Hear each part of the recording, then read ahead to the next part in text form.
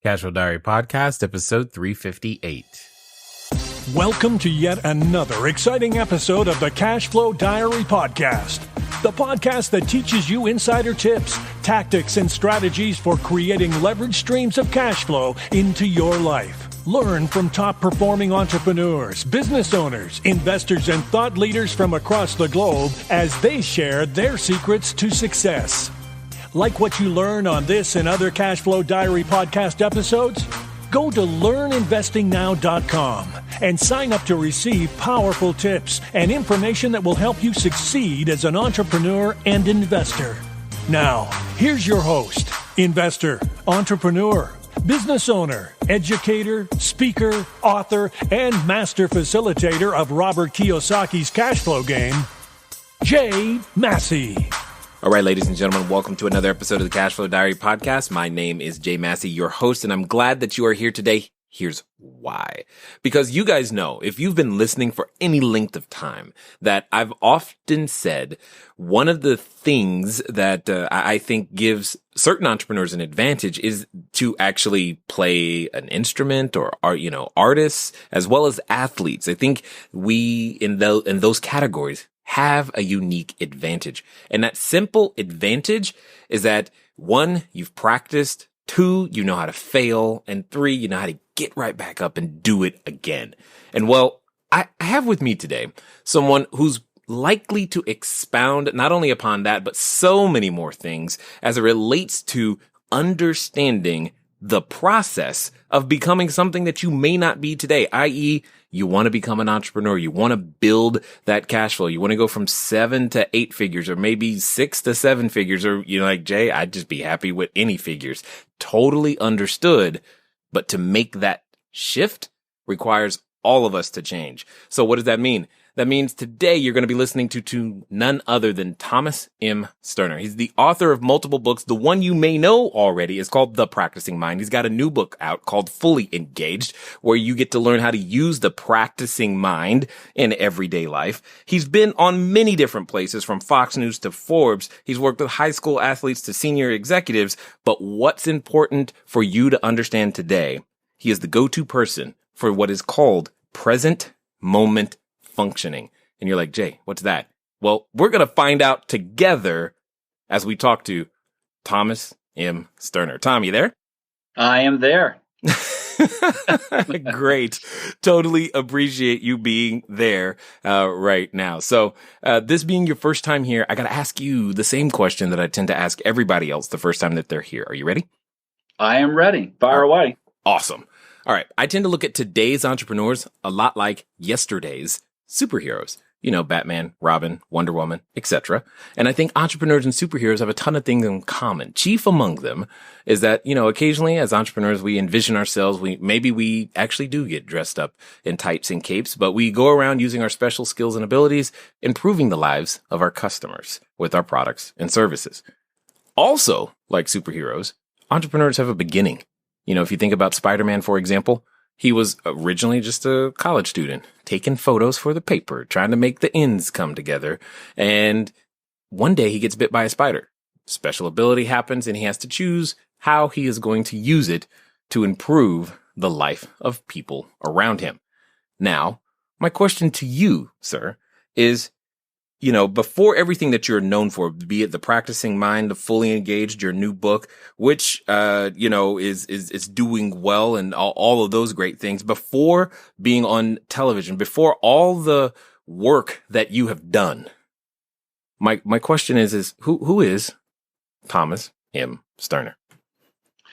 Well, let me see if I can put that in a nutshell. I've always been a very contemplative person. I play several musical instruments, so I have that in my background. I've always enjoyed singular type activities, meaning in high school and part of college, I was a gymnast. I have a pilot's license.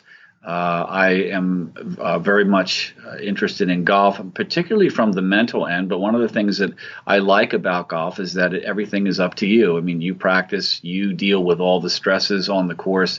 It's not a team sport, although we do have the Ryder Cup. But I mean, in general, it's considered an individual sport. I like things where I'm in control of how far I go, which is why I was always self-employed. When I was a teenager, I worked for some people and I didn't feel like I was appreciated. And I felt like no matter how hard I worked, I never seemed to get ahead. And I thought, if I'm going to put this kind of effort into something, I want it to be directly related to the rewards of it. So at 19, I started my first business, even when I was in college. And so I've always worked by myself.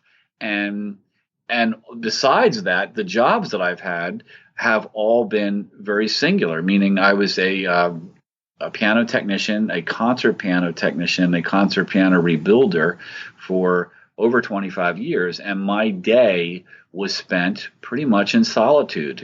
And they were long days because I was fortunately very successful at it. So I spent 10, 12, 14-hour days by myself, alone with my thoughts and whatever process that I had to work at. So but I always enjoyed that. So that's really, I'm someone who enjoys working by myself, figuring things out. And that's why I have had the time to both research what we'll talk about today, but also to contemplate it in myself. Got it. Okay. So there's a lot of things there. First of all, by the way, I did never know there was such a thing or a way to work on a piano for 14 hours a day. That's like a new thing, new concept to me right there.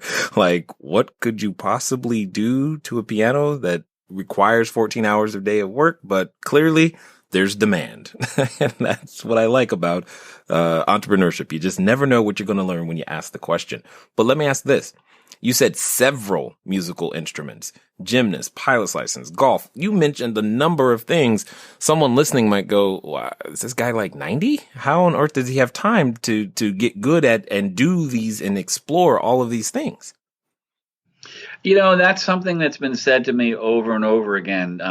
People, I routinely get asked, is there anything you don't do? I mean, I sew, I've done I've sailed, I've had sailboats. I guess I just love to learn. And because I enjoy the process of accomplishing any goal, it's never for me, taking on a goal, I always know I'm going to accomplish it, and I always know I'm going to enjoy the process of accomplishing it. So I take on whatever comes by me that I think is going to be interesting, and I just integrate it into my life. Interesting. So now I have to ask the question, because you said two things very definitively, two things that a lot of people question. One, you said, I know I'm going to accomplish it. And then you said, I know I'm going to enjoy the process. Most people I know wonder, am I ever going to get there? And a lot of people I don't like the process of the things that we go through as we change and transform ourselves. So you help me understand, where did that certainty come from for those things? Well, the certainty, Jay, came from actually accomplishing this stuff. But I think what you have to really understand is that one of the things that we're trained to do in our culture is to become very attached to the moment we accomplish our goal. And what that does is it steals our motivation for being absorbed in the process of achieving the goal. Because we have this sense. Hold on. That was heavier than my brain was ready to receive. So we say that again, maybe a little bit slower so I can understand the nuance you're making there. We're attached to the moment?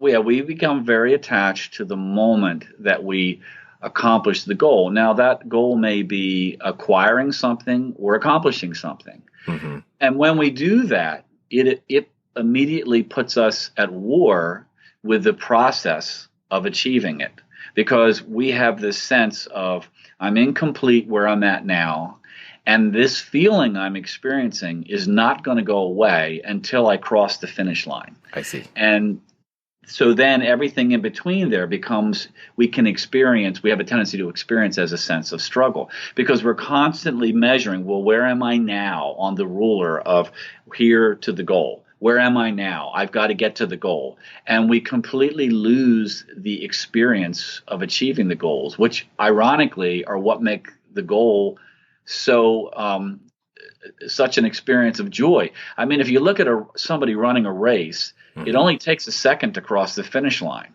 What makes the race of value? What makes it feel of value when you cross the finish line? It's everything that it took to cross the finish line. It's all the training that went in, the discipline that it took, the times you ran laps around the track. And then in the race, it's disciplining your mind to push a little harder. All these things, that's what makes the moment you cross the finish line of value and makes it the experience what it is.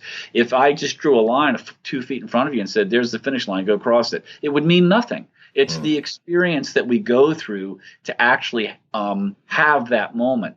And in business and in so many areas of our life, we don't engage ourselves in that because all of the marketing media is constantly telling us, until you have this car, until you're doing this, life is passing you by. And so for me, I think the difference is when I choose a goal, it's very exciting because I know I'm going to go through this period of accomplishing it, and I'm looking forward to that. Interesting. If I could, restate that, basically what I hear you saying, or at least what I think I hear, you can confirm, is you're saying that any of us who have been practicing or living that way, we're shortchanging ourselves from the entire experience. You're saying the best part actually comes before crossing the finish line almost. Absolutely. And the finish line means nothing without the race.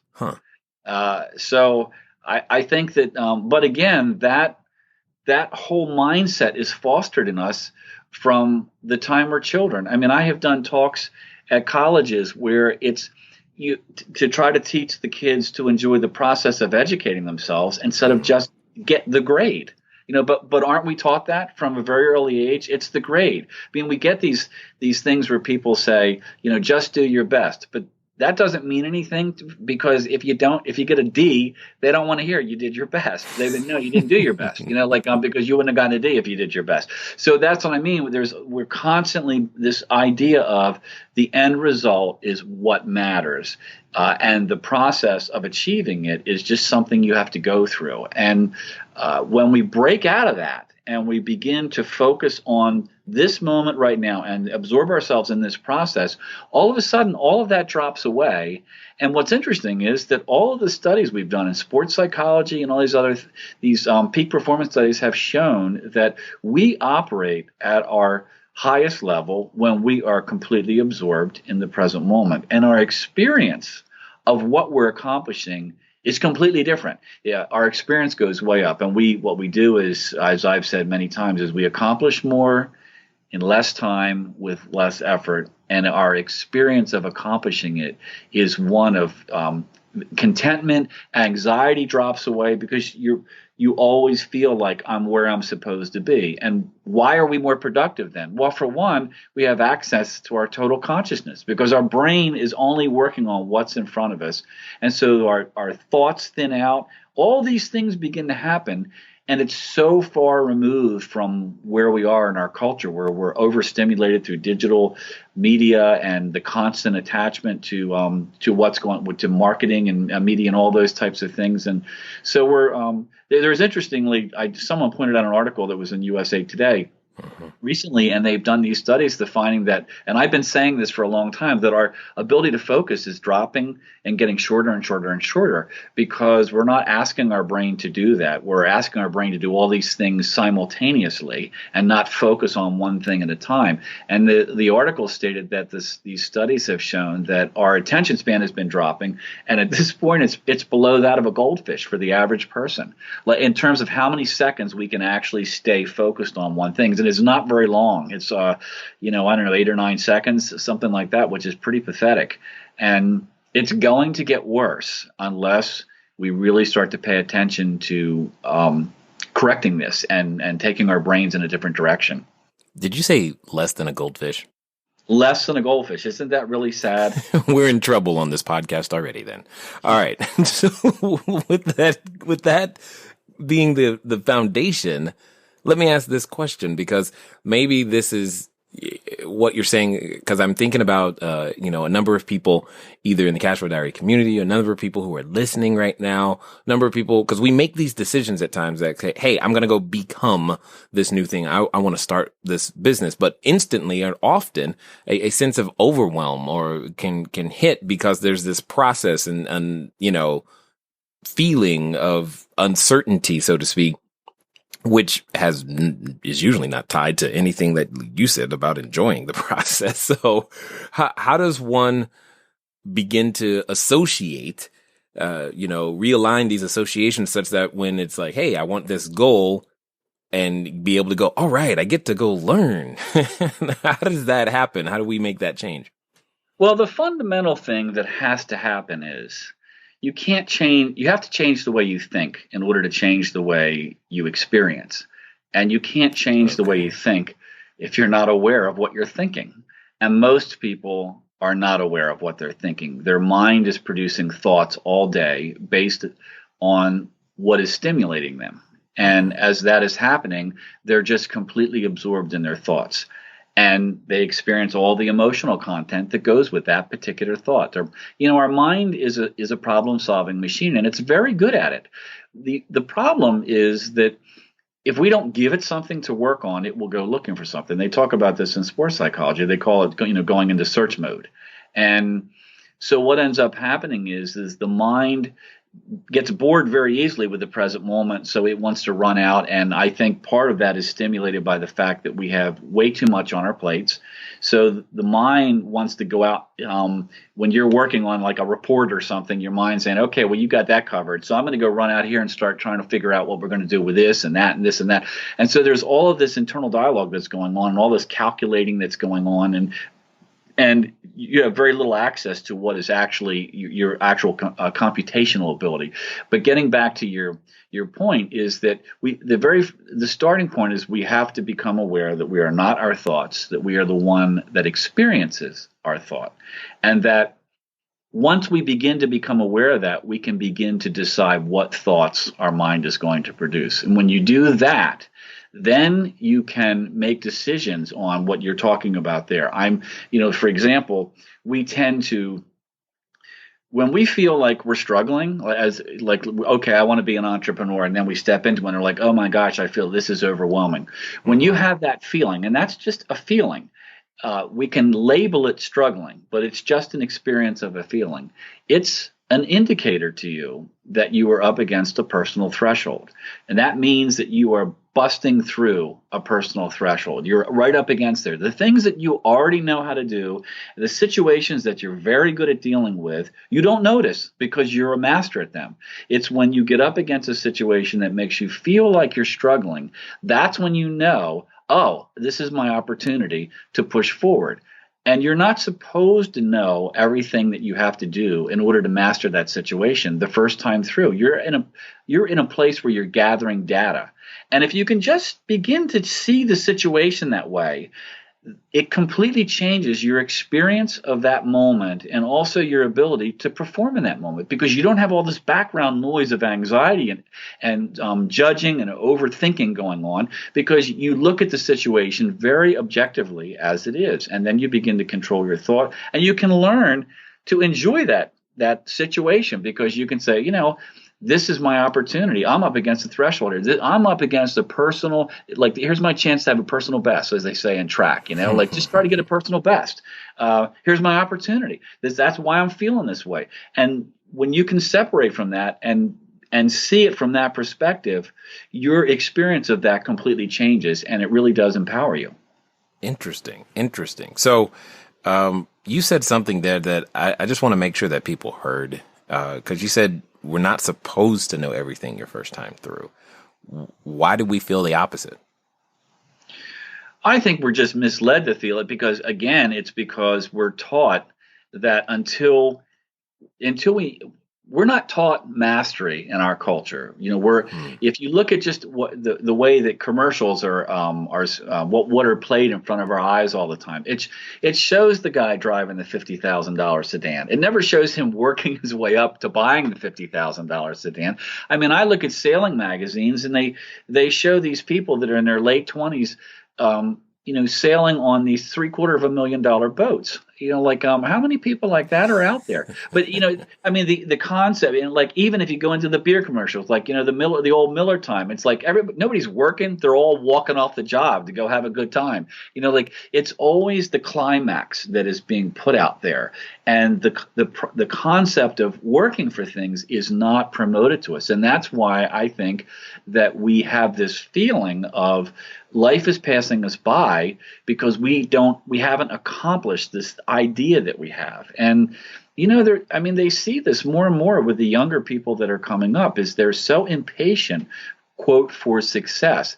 But I tell people, I've worked with young golfers and done clinics, and I've said, what do you do when you're playing a golf game or a video game and you master it? And they always yell out, I get rid of it and get another one. I said, that's right. Why is that? I said, because you don't like it when it's easy. You want something to be a challenge. That's the way we are. We want a challenge. And when something is easy, we become very bored and we immediately move to the next level. That's what we want. But we don't recognize that. Like that's when people want to become an entrepreneur, it is a process, and it's a process of learning.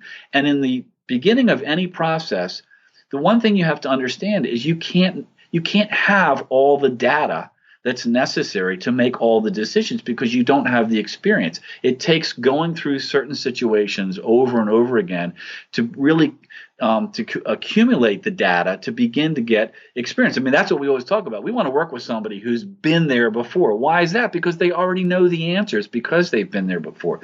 This is the kind of thing that I work with when I'm working with people, is to get them to change the way they approach personal growth, and also to see the wake behind the boat. That's the other thing is, what happens is as they move down the road and they're expanding personally, they're always looking ahead. And so that what they see ahead is always changing, which is what it's supposed to do. And they forget to look behind them to see how far they come. And, here's a silly story that I've told many, many times, but it really does demonstrate what we're talking about. It was a woman that contacted me who had left a corporate job like so many other people, and she wanted to start a career as a visual artist. Mm-hmm. And she called when the very first session. I said, what do you feel like you're struggling with? And she said, well, the main thing is that I've been at this for 6 months trying to build this visual artist career and studying visual artwork. And she said, and I'm not as good as I should be. So I asked what I thought was kind of an obvious question. Well, how good should you be?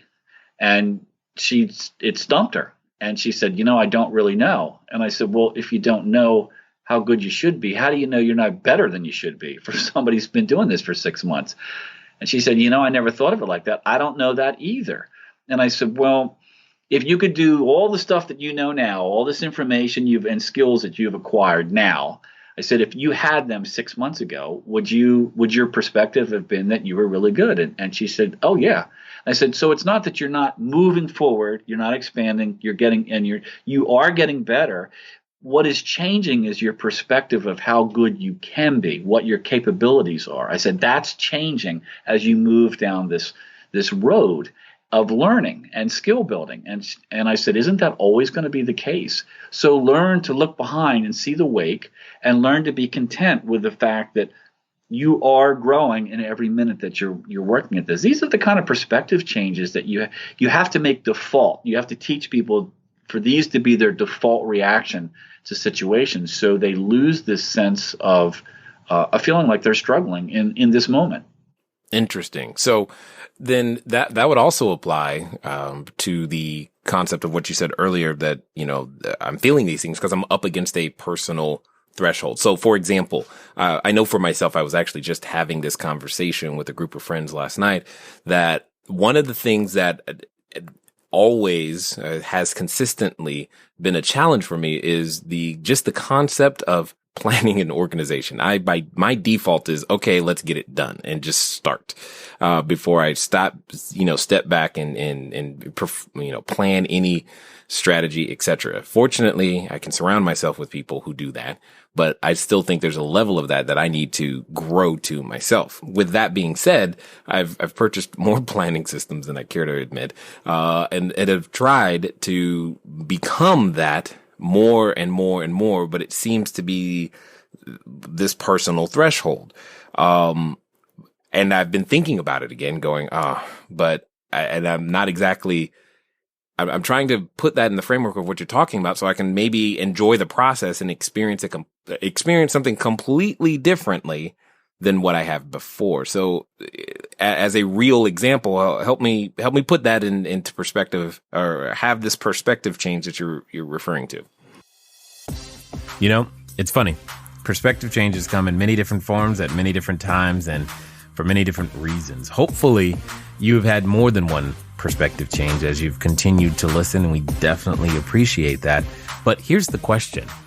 How has your perspective changed recently? What do I mean by this? I simply mean, for those of you who have been doing business for a while, for those of you who have been thinking about business, maybe for the first time, do you realize that your perspective on many things will change, i.e., you will become a different person through this process? Now, if you want to continue to become a different person, one of the most important things that I have learned, it's called staying in the conversation. That means you keep pushing forward every day with the same conversation. That way you can stay and keep that momentum going, because it can be tough to build. And if you've got the mo right now, that's momentum, make sure that you keep it going by going to grab a copy of my book, Cashflow Diary, 10 Steps to Creating Wealth in Any Economy. Go over to cashflowdiary.com/free book.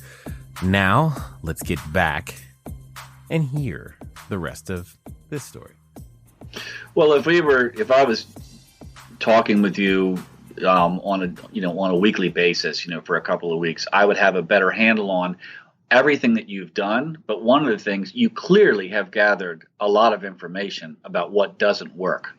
And I don't know if you're really seeing that, but, who was it? Thomas Edison that said something like, I haven't failed. I've learned all the ways that don't work. I'm paraphrasing it, but that is a famous quote. And I think that one of the things that someone would have to really make you put in your face is, look, you haven't wasted anything. You have learned all these things that don't work for your particular personality. Mm-hmm. And you have, let's define practice, because I talk about this in the Practicing Mind. Practice is the repetition of a specific action with a conscious intention of accomplishing something. And isn't that what you're doing? You are repeating different types of organizational procedures with conscious intention of finding the one that works for you. And you can't know that when you start out. Now, if you were to coach somebody in that, you would probably be very good at it, because it's an area that you have personally focused on. And you could say, they could ask you questions about that. And you could say, well, I tried that. Let me tell you what the shortcomings are of that. Let me show you what the strong points of this are. All this data that you have gathered, that has all gone in there. It hasn't been wasted. It's like, when you practice the piano, there are no bad practice sessions. Some days your hands work and some days they don't. But I remember my piano when I was studying jazz piano. The guy said the reason you practice is so that your worst performance is acceptable. So wow. That's really what you're doing. Is you just keep gathering this data and you're finding out. You'll probably come up with a hybrid system that is really parts of different systems that works best for you. But you can't know that when you start out. There's just no way for you to know that. So that's normal. That's the thing. That's absolutely normal. But see, you started out with an expectation of, well, I'll do this, and because I'll do that, it'll all work. And then that didn't work. And you go, well, you get frustrated and you go, well, that didn't work. So let me try this one over here. One of the chapters in Fully Engaged is setting goals with accurate data. Because when you don't have accurate data, you begin to judge your progress. And most of the time, very unfairly. Interesting. Okay. So there's this word that we've used a couple of times, practice. And I find it interesting, like physicians, they call their work a practice. Musicians, they go to practice. Athletes practice. Artists, practice. There's lots of the concept of practice. Yet, when I go to become an entrepreneur, and a lot of the people that we work with, they're literally wrapped around the concept of, I've got to get it right and can't fail there's no room for practice. And I'm trying to understand here, where does that thought process come from? And more importantly, what could an entrepreneur gain by developing the concept of I'm practicing, like this is my practice business, so to speak? Well, the examples you gave are interesting because, practice is both a verb and a noun. I mean, a lawyer has a practice, but he practices law. Right. A doctor has a practice, but he practices medicine. I think that what happens is when people, again, in our culture, it's hammered over and over again that the goal, and we have these goals, which I think are really kind of interesting. And like somebody says, all right, I want to be an entrepreneur. And they usually they're leaving a corporate job, they're discontented, and now they've got this idea for this thing that they want to do. And so they've started from a place of discontentment because they've left a position. And then they start this new business. And now they're needing, in some way, they're needing for something to happen positive in a fairly short period of time. And so they become attached to this specific goal. So I'll give you two examples I think that are good with that. One is if you say, and this is one I've used because it's easy for anybody to understand. If you say, I want to lose 30 pounds, that should take me 10 days. That's a goal with that inaccurate data. What? Now, we all know that isn't going to happen. Right. But in an entrepreneurial state, we make goals that are just that ridiculous, but we just don't know it because we don't have enough information. So what ends up happening is even if you're doing everything absolutely correct and you're moving at an accelerated rate, 7 days into this 10-day weight loss program, you might be 8 or 9 pounds down. And you're going to be, your perception and your interpretation of that is going to be, I'm not very good at this, I'm a failure. Your confidence is going to go down, all because you're measuring your rate of accomplishment based on inaccurate data. And that's the first thing I think entrepreneurs really need to understand. And they need to understand, as we said earlier, initially, you may not be able to have all the information. There are certain things that are going to have to happen, certain opportunities that are going to have to come up. You're going to have to think through them, and you're going to have to find what works and what doesn't work. And there's no shortcut to it. You can help it by hiring people that are highly skilled in specific areas to try to help you with that. But here's another example. In the Practicing Mind, I told a story about how in the 1970s, I was into target archery at one point, and there was a story in one of the magazines about the Olympic archery coach who, now this is back then, it's not a problem now, but back then the Americans were just not competitive against the Asians. And the reason was because the Asians were very present moment, process oriented, because that was the difference between the American culture and their culture. The American culture was obsessed with getting bullseyes. So it was almost like you get 3 shots in these archery competitions. So for the Americans, it was almost like the reason you put the arrow in the bow and you drew the bow was a nuisance you had to go through to let it go to see if you got a bullseye. Whereas the Asians were focused on the process of drawing the bow, and they were completely absorbed in that, and they would let the arrow go, and the target would just get in the way. And the Americans would, they'd shoot this arrow, and as soon as the arrow missed the mark, they would begin judging this process. And it was like they were in a hurry to shoot the next arrow because they wanted to see if they could make up the mistake they had on the first shot. Whereas the Asians just kept thwack, thwack, thwack, 3 in the bullseye. And the American coach, was saying it was so frustrating because he couldn't get these archers to let go of getting the bullseye and be more focused on this process of drawing the bow, which would create the bullseye. They're very different perspectives. And that's another thing that holds us back in our culture. And now, virtually, this is everywhere in sports. Whether it's in golf, everybody is involved in focusing on the process. You hear them talking about it all the time, whether you're watching an NBA game, a football interview, golf, everybody's focusing on that because they realize that it's what works. You can say, well, yeah, but I don't want to do that. Well, then don't do it. But this is what works. We know what works. You can choose not to do it, but this is what works. And Okay. so I think that those are things that we need to, that people need to work at. Would that be, in essence, the definition of present moment functioning? Yes, that's a very good, definition. When you are completely absorbed in the process of what you're doing right now, what is in front of you right now, you're not attached to the future. You have to have the goal, because the goal is what steers you. If the archer doesn't have a target, they're just shooting the arrow in the air. I mean, they have to have the bullseye because they want to know where to aim. But when they become fixated on the bullseye, then they're not noticing what they're doing now to get the arrow in the bullseye. And what happens is they create more work and anxiety and all these things that have absolutely nothing to do with getting the arrow in the bullseye. They just make the experience of shooting the arrow miserable.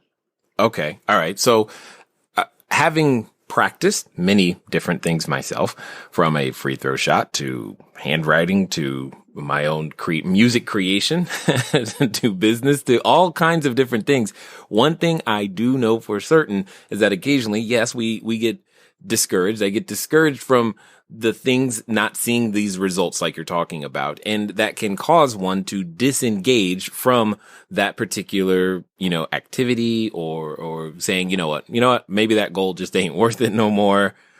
Your new book is called Fully Engaged. I'm assuming it has something to do with hopefully getting some of that back, or how do you maintain that engagement level when we'll say the euphoria is gone? Well, this is just a side story that's in some ways humorous, but I had somebody contact me because they wanted me to coach them. But when we got together, we actually met at a coffee shop because they were local. And what she told me was that she had broken up with this guy, and that she was, she didn't feel like, it was taking her too long to get over him, I guess. And I said, so you've read the book? And she said, what book is that? I said, well, you look it up in this book. And then when you look up in the book, it says, when you've been going out with someone for X amount of days, when you break up with them, it takes this many days, this many hours, this many minutes, this many seconds, and then you'll be over them. And she said, no, there's no book like that. And I said, if I were to tell you, and this is the point, if I were to tell you that it's April 30th. If I were to tell you that on November 22nd, you will be completely over this guy, absolutely completely over him. It won't matter whether you walk into him in the grocery store and think he will have absolutely no emotional effect on you at all. Would you be okay with where you are now? And she said, oh, absolutely. And I said, that's my point, is that what you're describing always comes from this feeling of we should be here. But where are we getting that information from? Why do we feel bad at progress? Because we have this idea of where we should be in our progression. We feel like I should be able to make 6 free throws in a row. Well, where are we getting that data from? Where are we getting that information from that's telling us that? Because most of the time it's false information that we haven't done any research on. So, to me, that's one thing that we have to be aware of, is that we are mastering whatever we're doing. But when we are in a process of mastering anything, George Leonard writes in his book Mastery that there is all this stuff that's going on underneath the surface that we're not aware of. And then what happens is when it blossoms, we jump up another plateau. So we start out here, and then we're just on this plateau for a long time. We're shooting free throws, we're practicing the piano, whatever we're doing.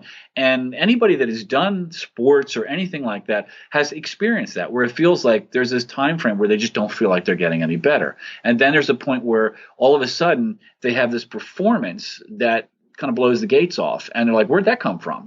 Well, it's because it takes a certain amount of time for that to gestate. Now, that's one thing. But I think the most important thing that we haven't talked about is the concept of thought awareness training, because you can't have this conversation that we're having today if you're not aware of what you're thinking. In other words, as I said at the very beginning, if you want to change the way you react to situations, if you want to change habitual behavior within yourself, you have to be the observer of that and not the participant of it. There are two very different places to be.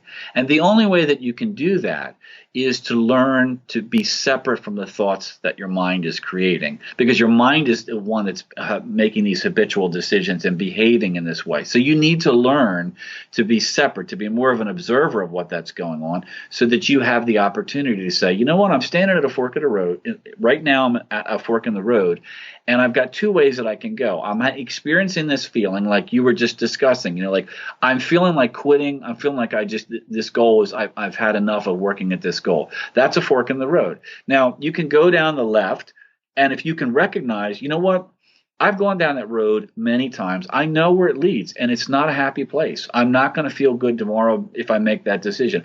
If I could do anything I wanted right now, what would it be? I want to go down the road to the right. And if you need something to push you through that moment, but you also need to have the awareness that you're at that place and that you have a choice. And that's what thought awareness does, is it gives you the privilege of making a choice. So how do you get that?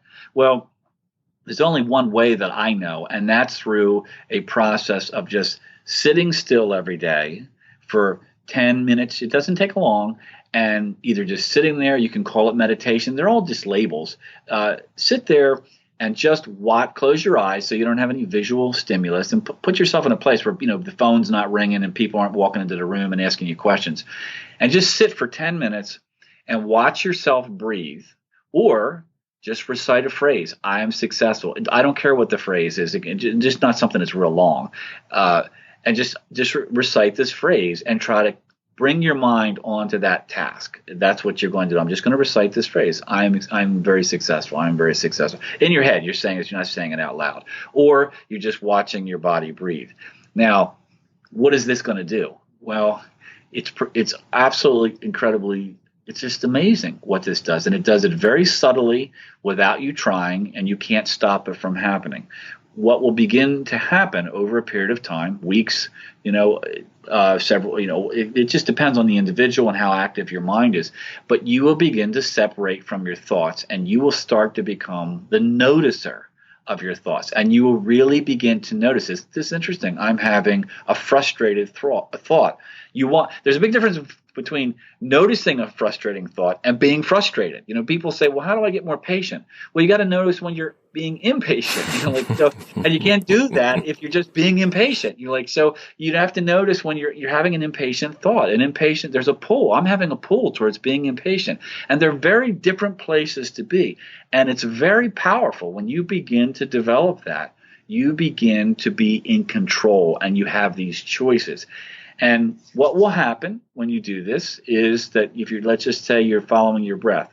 What will happen is the mechanics sound just so easy.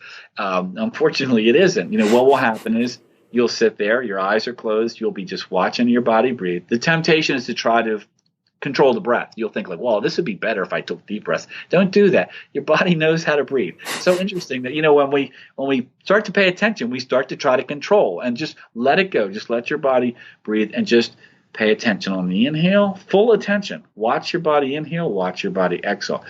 What will happen very quickly is your mind will take off, and you will go with it, because you've gone with it your whole life. And there'll be an instant where you will wake up and you'll go, you know what, I'm thinking about what I got to do at the gym today, or so. It'll be something like that, and you'll go, I'm not even noticing my breath. And that's where all the juice is. When that happens, you pull your mind back, you discipline it like a toddler in the toy store. You pull it back to the breath, and two things happen when you do that. One is your awareness of your thoughts goes up, that separation starts to happen, and the stamina, the mental discipline to pull it happens. Those two things happen. So when people say to me, I'm not very good at meditating, I'm not very good at this thought awareness training, I say, well, why is that? And they go, because I'm always chasing my mind. I said, well, that's like when you go to the gym, if you do a lot of reps, do you say, I didn't have a good workout today? I said, no.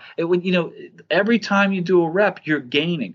And you have to understand that there are days when your mind is going to be very agitated because of what's going on in your life, and you're going to do nothing but chase your mind the whole 10 minutes. There's going to be other times when you're pretty cool and laid back, and you're going to feel like, I got this. I'm really pretty focused here. It's all normal. you're gaining every time you do it. But that really is what begins the process of separating from your thoughts and having the strength to direct them. So when you have these anxious thoughts or these feelings like I should be farther along, it'll be like you're watching somebody else say that. You won't be saying that. You'll be watching your ego, your mind, whatever you want to describe it, say this isn't where I should be. And you'll be watching it and you have this choice of, isn't that interesting? That has nothing to do with where I want to go and what I want to accomplish. So you're out of here. And it's that really is, you have to start there. And it's one of the things that it increases our attention span immensely because it teaches us to be in control of what our mind is doing. Interesting. And is that the secret to remaining connected, engaged, and fully in making things like what we want happen? Is that what you're really, that's how we push through those forks? Absolutely. Because you can't, you can have a difficult situation. Let's just make one up. There's a particular person you got to deal with that pushes your buttons. You can have I always teach people to have procedures, to sit down and recognize what are the situations that I tend to react in a way that I feel like I can react better. Because I tell myself and I tell other my clients, like, when you look at those situations, ask yourself, if I could behave any way I wanted, absolutely any way I wanted in this particular difficult situation, what would that be?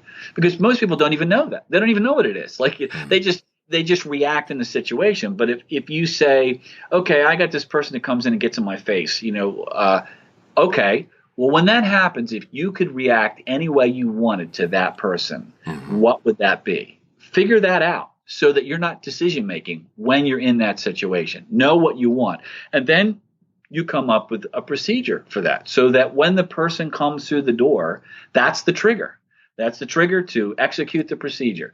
But you can't do any of that if you're just absorbed in the reaction of this person coming in and pushing your button. So yes, it's the key to the prison door. It's what it makes you realize that you become proactive. You do not have to react. You are not your emotions. You can choose to have certain emotions. You don't want to shut off emotions of joy and fun and all that sort of stuff. And sometimes a little bit of anger, if it pumps you up in a situation that, like you see it in sports, I'm gonna run this last 100 yards. I'm gonna dig down deep, and you kind of get there's a little bit of anger there, that says I'm gonna do this. It's just you want to be in control of it and fully aware of what is going on. For the most part, these are things that we're not taught. I was always taught, well, your emotions are your emotions. You can't have any control of them. They're just your emotions, and that's so untrue and so disempowering. So, and as I said, when you do this, it's free. It takes no physical strength.